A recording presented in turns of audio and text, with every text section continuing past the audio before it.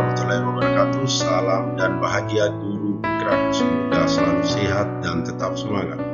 Bapak dan Ibu yang saya hormati, kali ini saya akan menjelaskan koneksi antar materi, kesimpulan dan refleksi pemikiran KHD. Sebelum saya mengenal dan mempelajari konsep pemikiran KHD pada pembelajaran PJOK, saya sebagai guru mapel PJOK masih menggunakan cara dan metode dengan model komando yang berpusat pada guru atau teacher center, tanpa merasakan kondisi anak, tidak memperhatikan kompetensi bakat, minat, serta kompetensi lainnya. Saya hanya berpikir bagaimana anak didik tercapai ketuntasan belajarnya dengan standar KKM yang sudah ditentukan, sehingga saya kurang memahami keberhasilan proses belajar mengajar yang saya laksanakan. Selain itu, saya terkadang berasumsi bahwa peserta didik yang memperoleh nilai bagus saya kelompokkan sebagai peserta didik yang paling terbaik, sedangkan peserta didik yang nilainya rendah saya kelompokkan bahwa peserta didik yang tidak pintar. Sebelumnya, kurang memahami nilai-nilai karakter peserta didik, saya kurang membangun kedekatan kepada peserta didik, terlalu tegas dan pasang wibawa, sehingga kedekatan secara emosional tidak terjalin. Nilai-nilai karakter yang saya harapkan tumbuh pada peserta didik saya tidak berbuah dengan baik pada saat pengkondisian di lapangan atau di dalam kelas. Penerapan pola lama serta gaya saya dalam penentuan karakter untuk membuat siswa disiplin dan menyelesaikan tugas pembelajarannya masih bersifat intimidasi kepada peserta didik seperti ancaman dan hukuman. Memiliki harapan besar sebagai agen perubahan. Kita sebagai guru perlu terus belajar agar bisa menghantarkan peserta didik kita untuk berdaya dan menjadi manusia merdeka.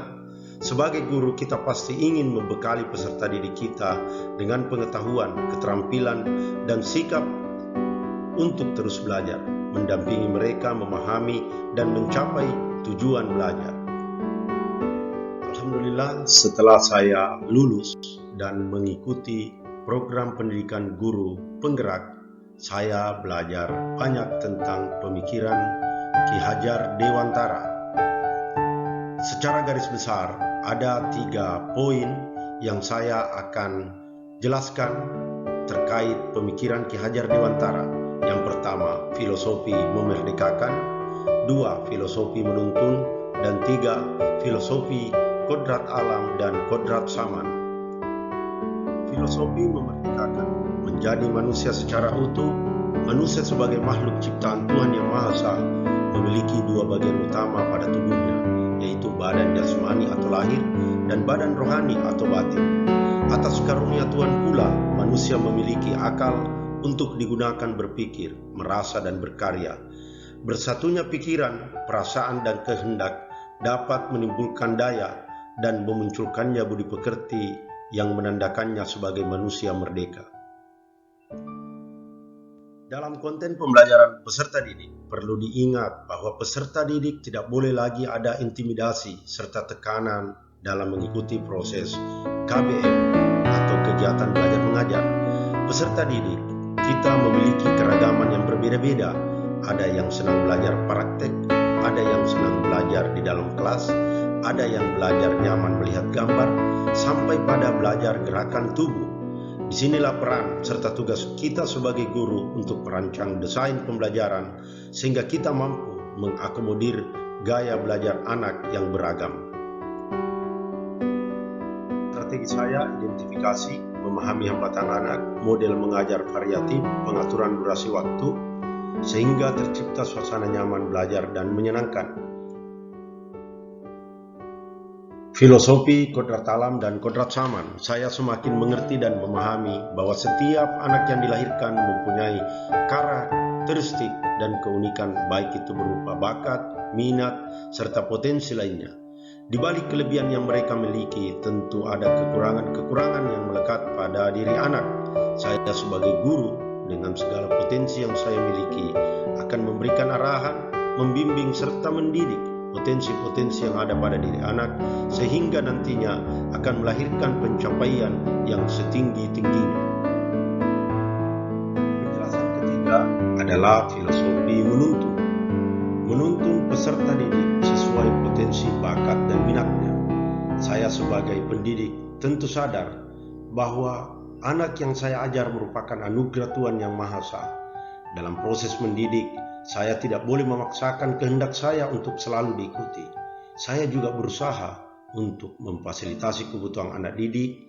Saya juga sebagai guru menjadi model atau contoh dari anak, baik ucapan maupun perilaku, sehingga terwujud pendidik Ingarso Suntulodo, Imadia Mangunkarsa, Tuturi Handayani. Mengutip pernyataan Ki Hajar Dewantara, memberi ilmu demi kecakapan hidup anak dalam usaha mempersiapkannya untuk segala kepentingan hidup manusia, baik hidup dalam bermasyarakat maupun hidup berbudaya dalam arti seluas-luasnya.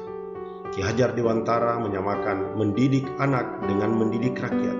Menurut KHD, kehidupan saat ini adalah buah dari pendidikan yang kita terima saat masih anak-anak.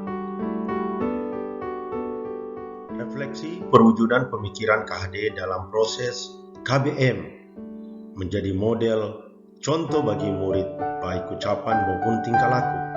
Pembiasaan pola pendidikan yang berkarakter pada setiap jenjang, menciptakan pembelajaran yang berpusat kepada siswa, student center, guru, memberi inspirasi, motivasi, dan melakukan pendekatan secara emosional. Pendidikan harus banyak terlibat. Orang tua punya peran besar dalam pertumbuhan dan perkembangan anak. Wujudkan kebutuhan anak sesuai potensi, bakat, dan minatnya. Mari kita renungkan bersama, apakah kita sudah menjadikan murid kita manusia seutuhnya.